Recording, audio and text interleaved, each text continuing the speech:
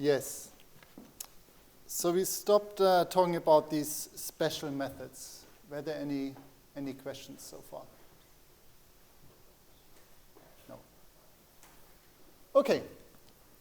Then let's move on. So the next thing I would like to show you is to tell you about is these class variables, or they're also called static variables.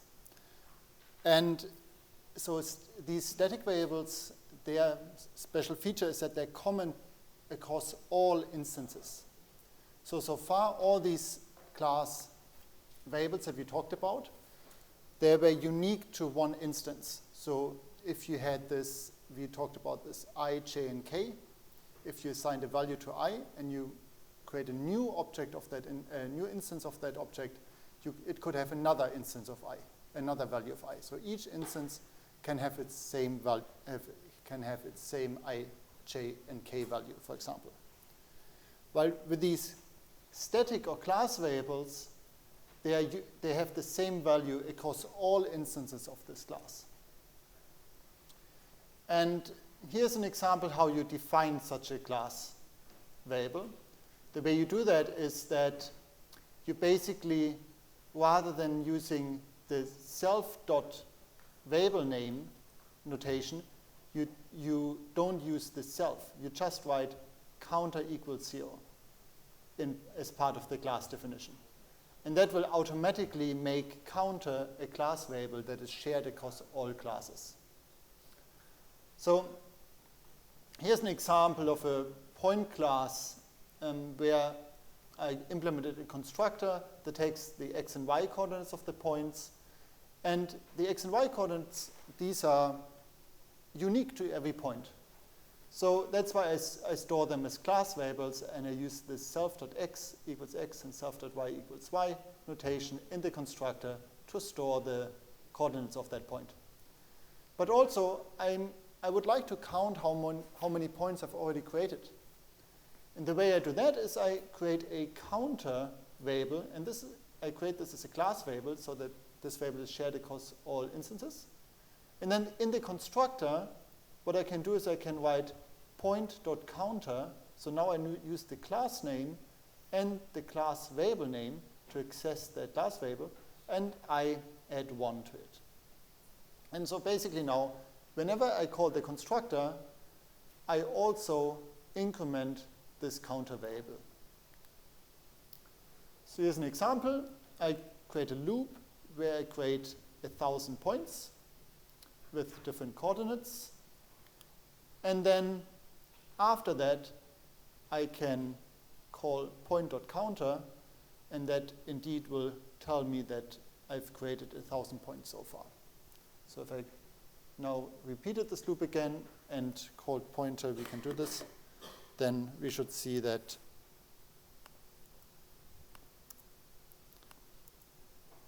so I call the loop again. It takes some time, and then if I call point.counter, then indeed it now tells me that I created 2,000 pointers. I can also access this counter variable if I have an instance. So if I have a specific point p, then I can access p.counter, and I will get the same value. I will also get, if I call this actually, then I will get 2,000 here. So yeah, these are class variables. These were class variables. The same thing also works for methods.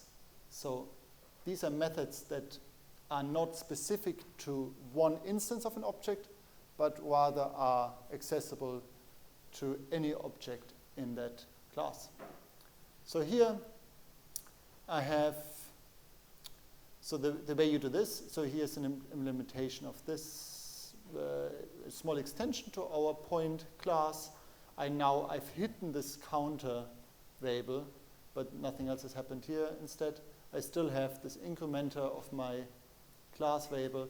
And I also create a static method called nCopies.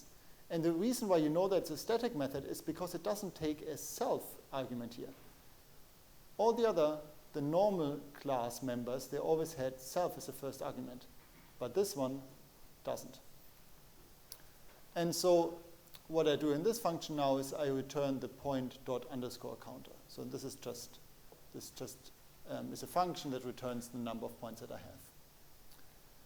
And finally, to make this function here officially a static method, I convert it using this keyword, the Python keyword static method. So static method takes in a name of a function and returns a static version of it.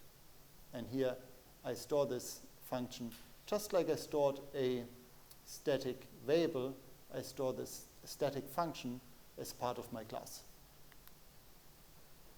And so now I can call the static class, but note here that rather than calling this method on an instance of a class, I can now just call it on the class. So I can write point.nCopies, and it will give me back the number of points.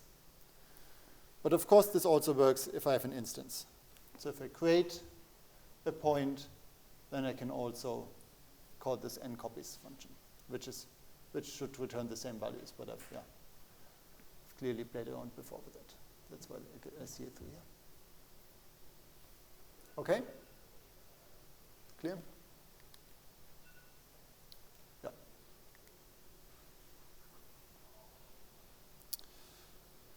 Okay. So then let's talk next about how we can access attributes and how we can maybe restrict access to attributes. So as you've seen, if we create a point, every point has these x and y attributes. So what I can do is I can just get the x coordinate by writing a equals p.x. Or if I want to update an attribute of that point, I can write p.x equals 2. So this is how you get attributes of an instance, and this is how you set attributes of an instance. An alternative way, and maybe in a way that you might know if you're used to Python or C programming, to C or Java programming, is to implement so-called setter and getter functions. So rather than accessing these attributes directly, you would access them through functions. So the way I've implemented it here is that I implement a setter function. This sets an attribute 1 here. And this setter function takes the instance of the object itself and the value of the attribute that I want to set. And all it does, it calls self.attribute, so it updates this non-public attribute underscore attr1 and gives it the new value. And so this is an advantage.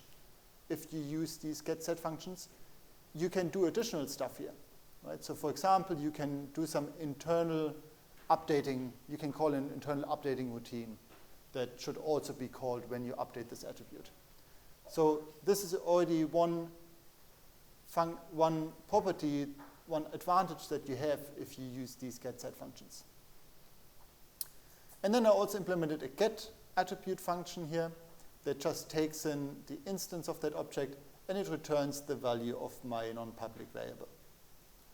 And so now the way I can use this is I create a new instance of my object and I call the setAttribute1 function with a new value to set an attribute, and I can call the getAttribute function to get the value of that attribute again. And so as I said, the advantage of doing this getSet approach rather than the direct approach up here is that you have more control over what should be set and get. So for example, you could actually allow, if you didn't implement the set method, then you would have implemented a read-only attribute. Right? The user would not be able to set this attribute except if he knew what the underlying non-public variable is. But otherwise, it would be just a read-only variable. So this is really nice, but unfortunately, the syntax down here is not very Pythonic. So we need to use the strange setAttr1 and getAttr1 notation here that that doesn't look so nice. And so for this reason, since Python 2.3, there is a concept called properties that allows us to basically combine the two things that we've seen before. And so basically what properties do is that they turn assignments into function calls. So if you make an assignment, really what's happening is that you're calling a function.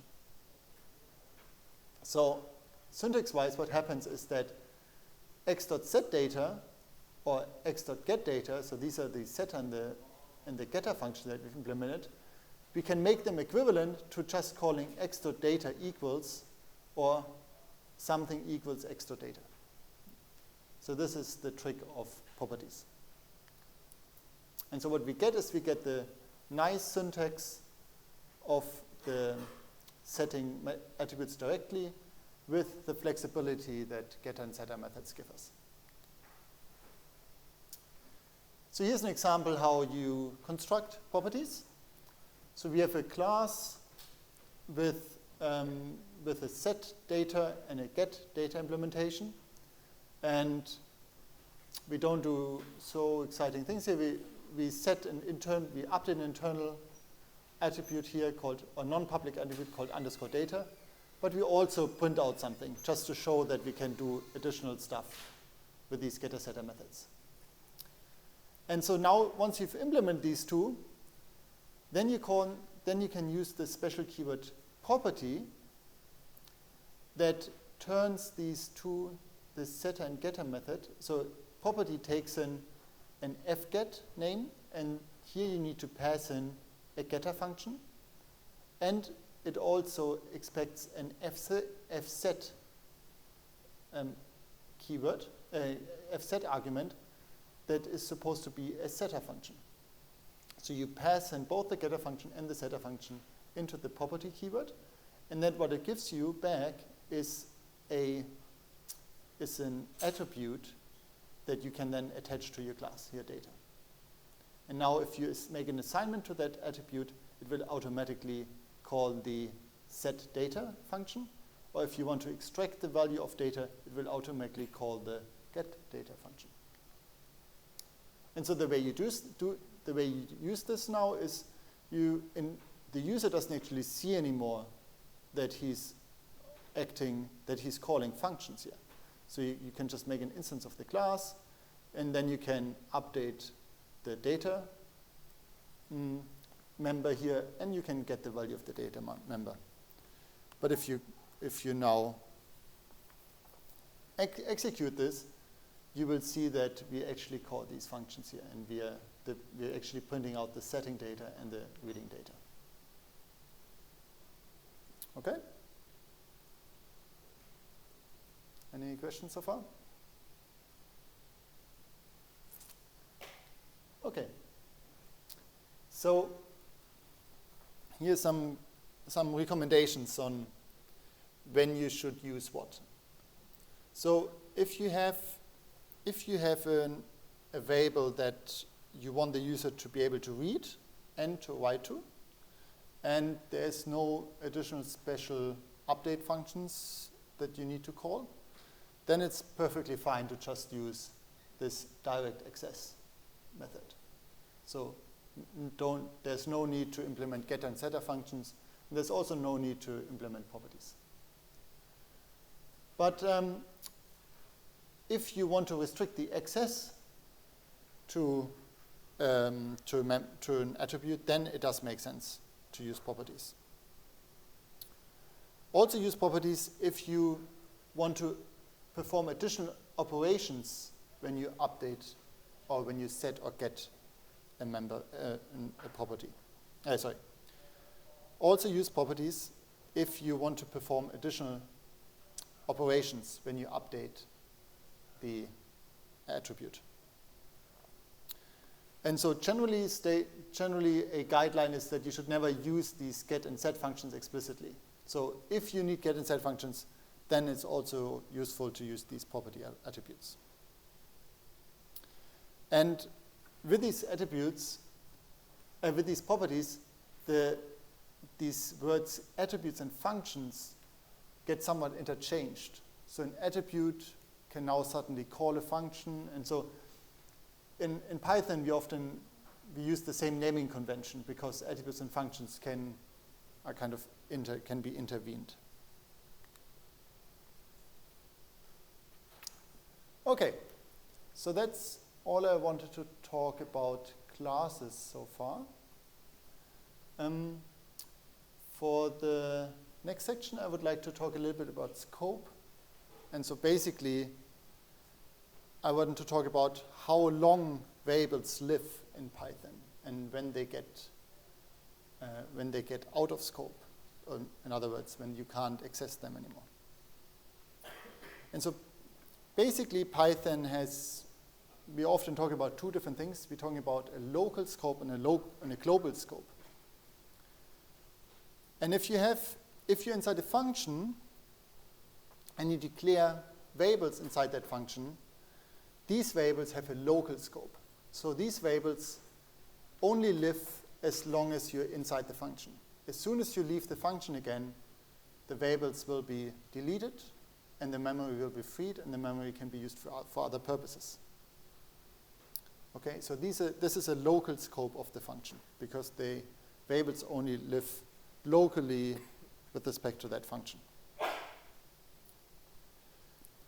But if we have variables that were defined outside that function, this is called the global scope. So if we have a function and we can still access to variables that are defined outside the function. And we can even change these functions. And these changes are then still reflected after the function finishes. Okay? And so this is the so-called global scope.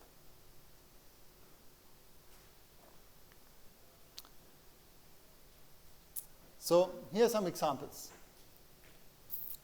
Here I have a simple function, and I create a variable a, and then I print out the value of a. And so now a is a variable with a local scope, and not surprisingly, if I call this function, I get the value a, the value 1 out. But if I want to access a outside that function, that will give me a name error because a is not defined. Okay?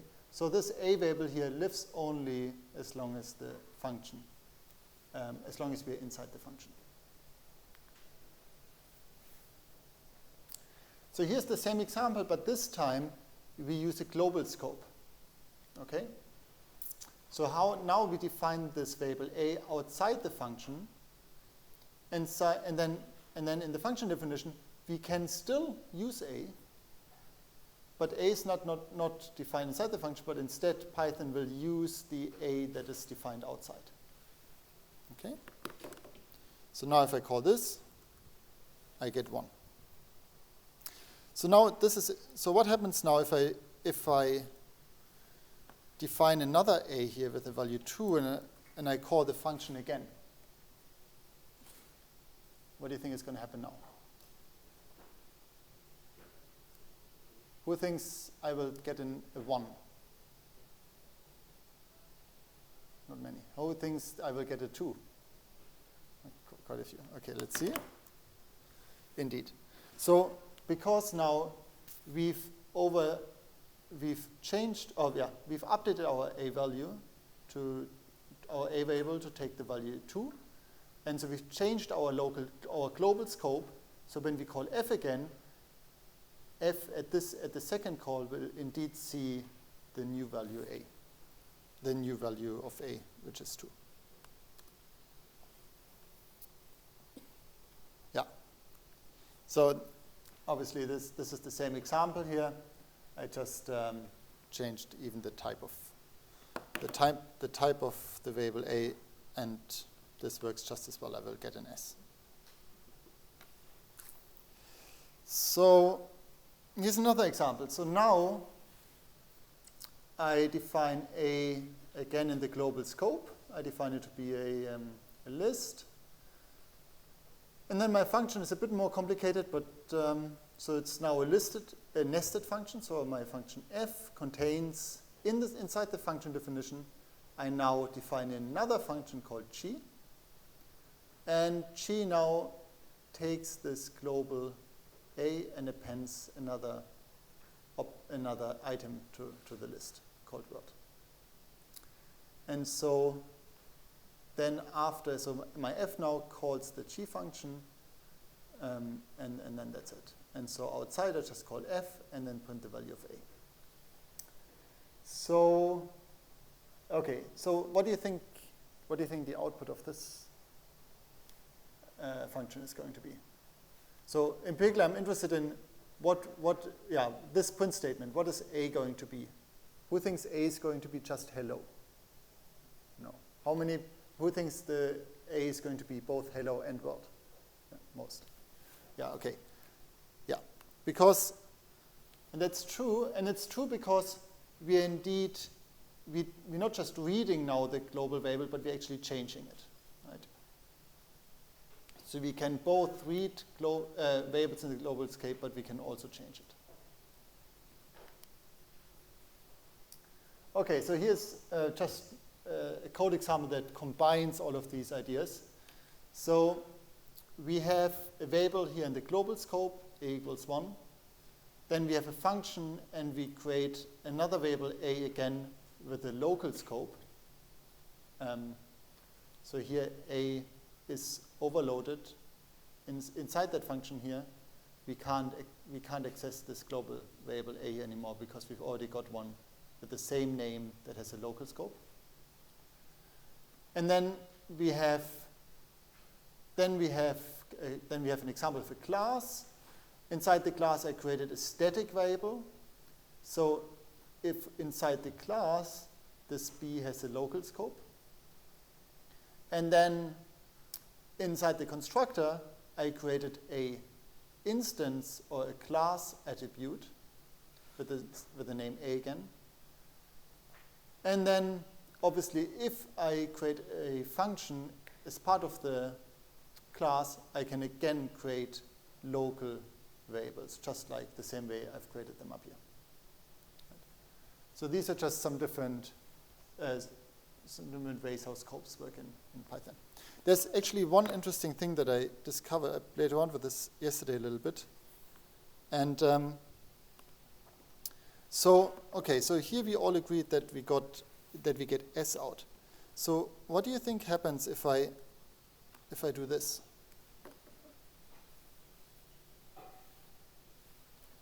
All right, let's so not much happens, so I just added this a equals 3 and then print a. So who thinks now I will print s and then 3? Some? Okay, who thinks something else will be printed? Okay, let's just run it. So interestingly, this now crashes, right? And so the reason why this crashes is because, so let's see where it complains. It complains in line 5 in this print a, which is up here. And it complains that the local variable a is referenced before assignment.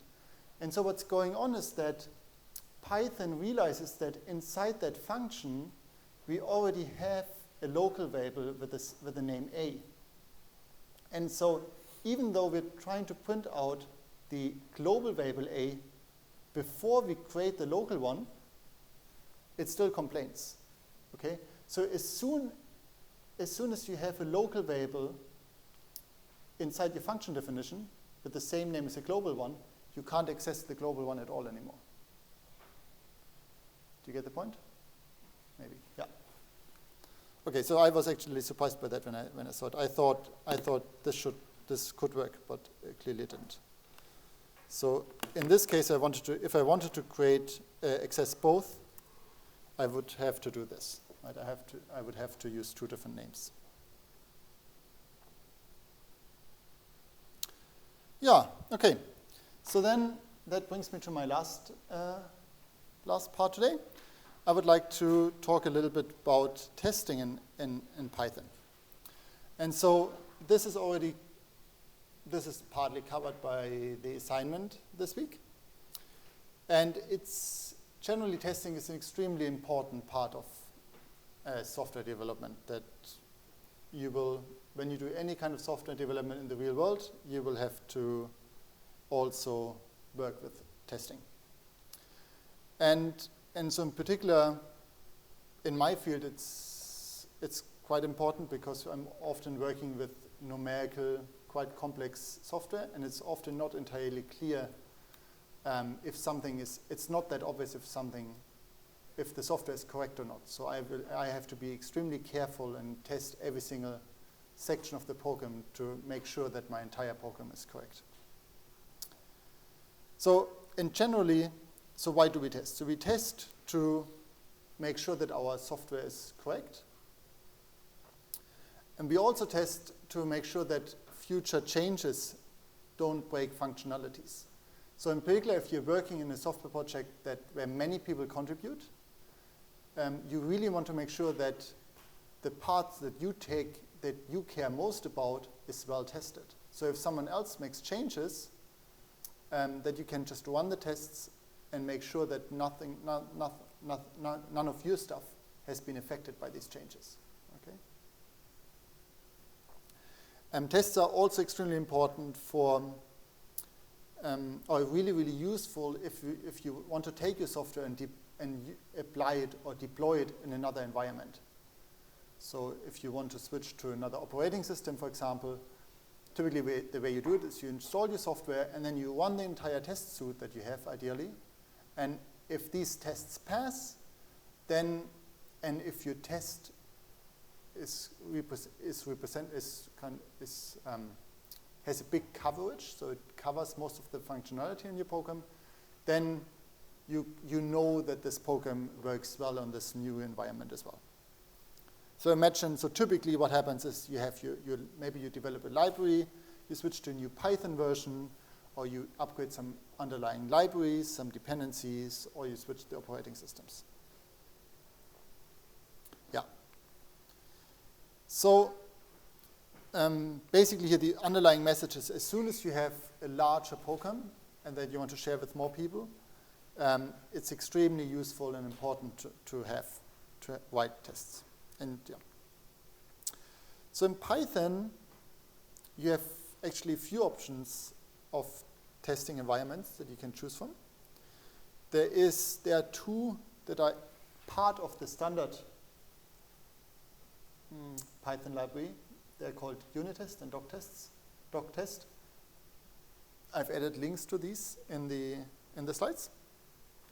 And there's also one called py.test.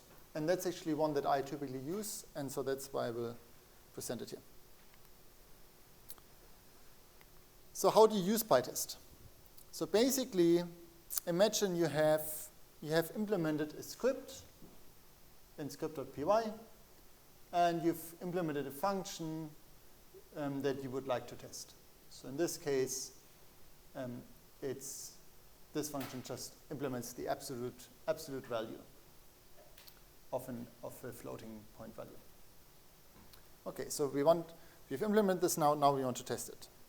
So what we need to do is we create another file that starts with the name test underscore. And so typically I use the naming convention that I use test underscore and then the name of the original script, just to keep my file system clean.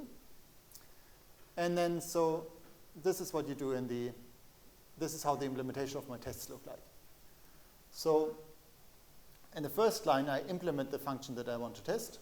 So in this case, my original file was called script.py, so I can write from script import func. Right? So I import the function in my script. And then I define one, or you can also define multiple functions that need to start with the naming convention test underscore. And each of these functions can perform a bunch of tests on that function. So when we call our test suite, basically what will happen, it will look through all the files that start with test. And in that file, it will look for all the functions that start with test, and it will run all these functions. And inside these functions, you can make assertment statements that need to evaluate true. to true. So if any of these assertment statements here evaluate to false, then the test suite will break and you will get a notification that an error has occurred. So here, for example, this is very simple. So here I just created 3 different assertments. I check that if I use this function on a negative number, then I get the positive equivalent. If I pass in a positive number, then I get the positive equivalent. And if I pass 0, then I get 0. Okay, so now once you've done this, then you can call the test suite. And the way you do this is, so neglect the exclamation mark. You call py.test and then the test script. And then the -v is just to show some more output. So it's optional. So if you run this on your command line, then, okay, I've probably changed this. Okay, so the test is failing, as you can see. So here we go. So I started the test session, and it prints out some output, and it tells me, okay, in this test script.py, the test function failed, right? And so why is it failing? It tells me, okay, assert func -3 equals 3, and actually, so the function evaluated to -3, and I'm trying to compare it to 3. So my function, for some reason, returned -3, even though it should have returned 3. So I can see my implementation is wrong. I've made a mistake. And so now let's see where my implementation is. So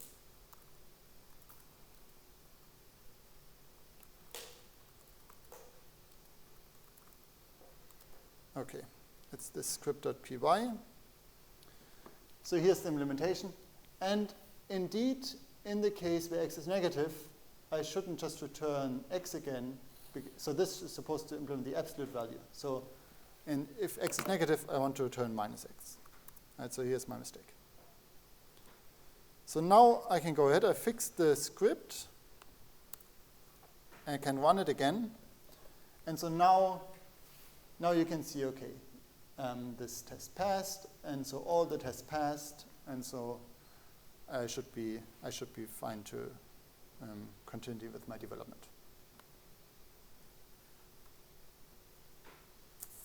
Okay, and so this is where I wanted to introduce the mistake. So basically, I've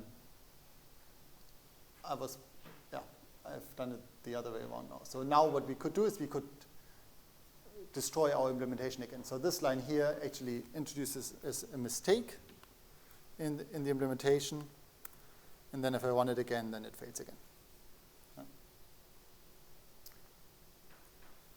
Yeah, so basically for most of my software projects, I have these py.test tests, and whenever I make changes to my software, and in particular before I push it to GitHub, I run my test suite to make sure that I haven't broken anything else. And once that's done, once all the tests are green, then I can push it and be quite certain that everything is fine.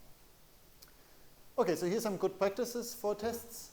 So this is mostly now relevant if you have not just a little script, but maybe a little bit of maybe a library. So when you develop new features, as part of this new feature, I typically also add a test that just makes sure that this feature, is tested as well. And I typically write the test in such a way that it can also act like an example. Okay, so just to show how you can use this feature, for example, but at the same time checking for the correctness of the feature. One important thing is that you really want to make the test that you write resource undemanding, because you will typically run them quite often, and you want to, typically they should take a second or less. You don't want to wait an hour just for your test to finish and then tell you that you've made a mistake somewhere. So as I mentioned, I typically, before I push, to GitHub, I always run my test suite. Or even better, GitHub now allows you to automatically run a test suite after you've pushed. So you push something, GitHub will automatically run the test suite for you and warn you if something has gone wrong. So these are so-called build bots or continuous integration. So you push and it constantly makes sure that, that all the tests pass. Another thing is that you should, obviously, the names that you choose should be descriptive. So just don't call them just test 1, test 2, test 3, but kind of structure your tests a little bit. And something that I've learned when I was reading other codes is that it's often quite useful if you see another code, you can just read the test suite, and from that you can learn what the library does and how the library is used. Right? And this point is kind of connected with the one that the test should also act as examples. Okay, are there any questions? Any questions regarding tests? No. Any questions regarding classes or assignments or anything else? No. Okay, then let's start.